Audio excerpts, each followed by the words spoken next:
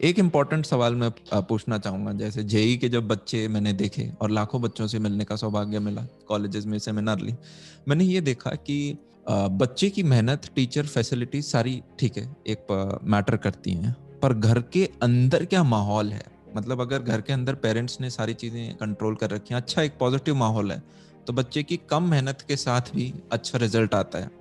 और वहीं पे अगर घर में ही किच पिच सब अलझे पड़े हैं एक दूसरे के अंदर, तो बच्चा मेहनत भी डाल देता है तब भी वो उतना अच्छा रिजल्ट नहीं दे पाता। तो इसमें आपने अच्छे एग्जाम्स भी क्लियर किए हैं, आप अपने पर्सनल एक्सपीरियंस से बताओ कि घर का माहौल, क्योंकि काफी पेरेंट्स देखते हैं इस प्रकार का वीडियो, वो कितना इंपॉर्टेंट हो जाता है। एक होता है कि पेरेंट्स आपस में लड़ रहे हैं, छोटे बच्चे भाइयों को डांट रहे पीट रहे हैं, एक है कि उस बच्चे को भी काफी बार बोला जाता है, ये आज सिर्फ 6 घंटे पढ़ा, तू 4 घंटे से खेल रहा है, ऐसे करेगा। मतलब एक होता है आपको टोंट, जैसे मेरे साथ यूं है कि कोई मुझे कोई काम बोलने के लिए कर दे, अब मेरे को करना था तब भी मेरा मन नहीं कर रहा पहले मैं खुद से करना चाहता था उसे।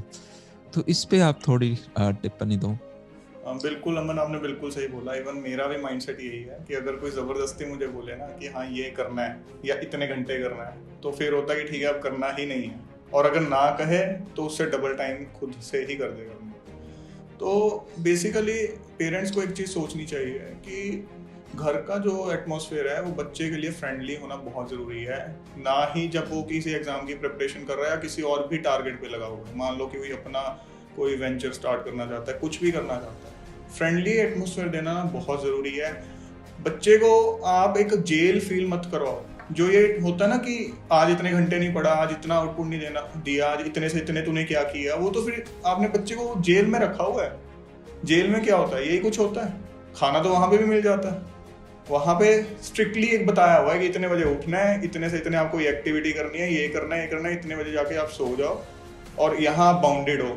अब बच्चे के लिए आपने उसका जो स्टडी रूम है एक जेल की तरह बना दिया है कि तू इतने से इतने इस कमरे से बाहर कैसे दिख गया, आज तू इतने घंटे क्या तूने इस स्टडी रूम नाम के जेल में लगाए हैं, खाना तो उसको भी मिल रहा है।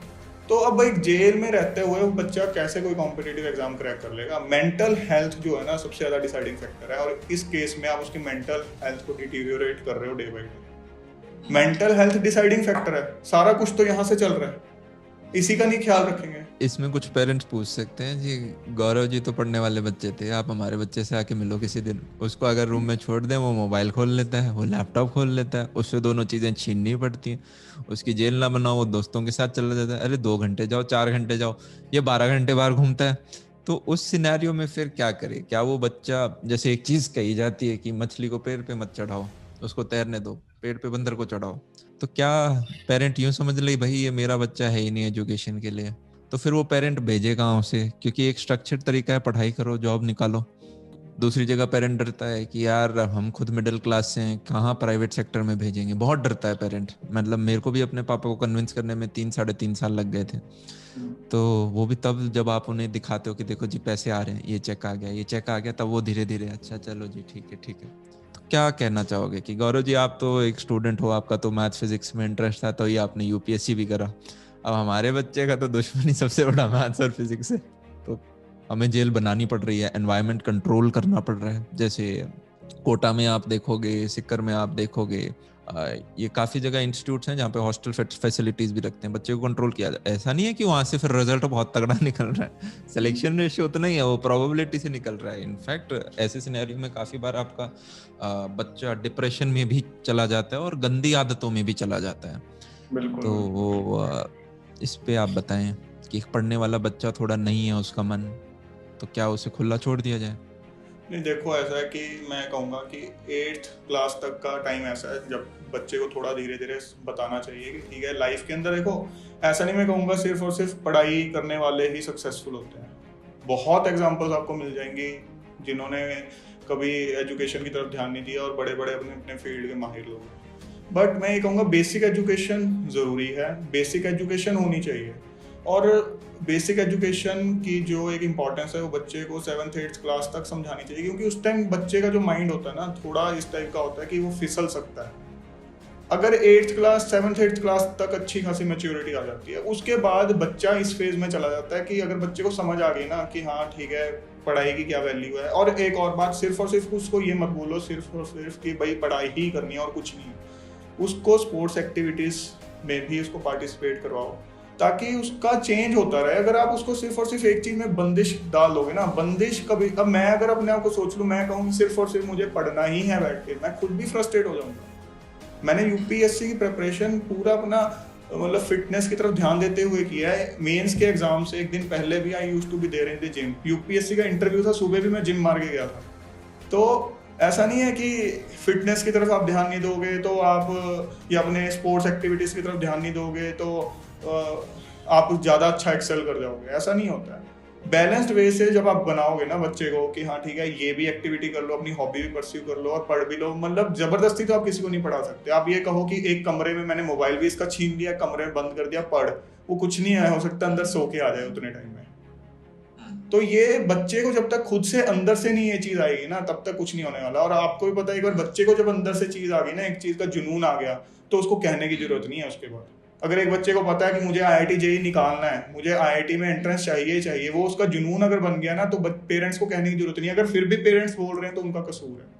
पेरेंट्स का जो मेन रोल है 7th 8th क्लास तक बच्चे को ओवरऑल एक उसको बताने की जरूरत है कि ये करियर ऑप्शंस होते हैं, इसके अंदर घुसने के लिए इस तरह की पढ़ाई करनी है।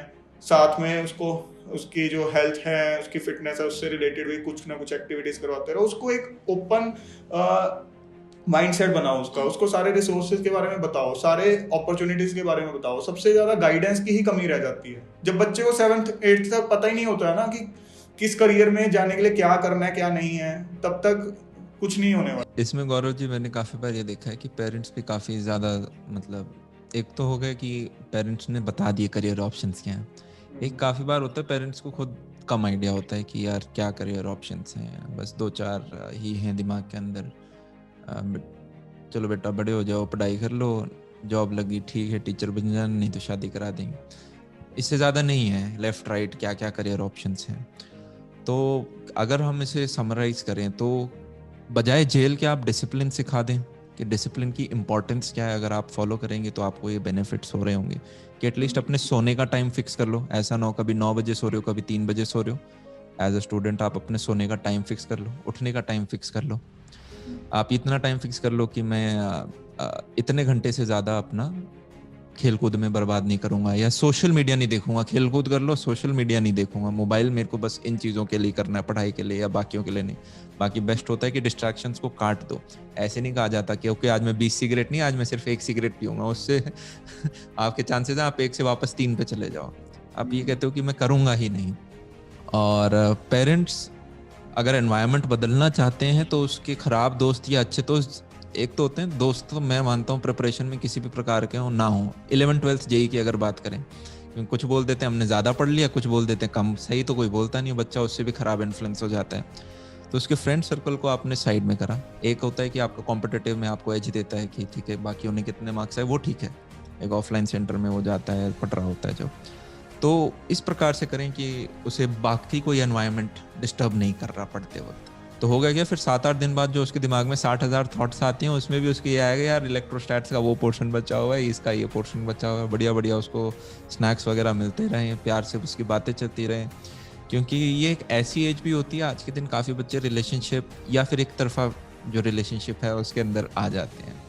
और मैंने ऐसे बच्चे बहुत देखे कि मान लो उनका एक तरफा ब्रेकअप या प्रॉपर ब्रेकअप जब हो जाता है तो वो अपने आप को बड़ा लोनली पाते हैं, क्योंकि पेरेंट्स को कुछ बताया है नहीं, और दोस्तों के साथ जिनके साथ शेयर कर रहे हैं वो आपके बेस्ट गाइड होंगे नहीं। तो ऐसे में वो लोनली व्यक्ति अब पता नहीं अपने 3 से 4 महीने भी खराब कर सकता है।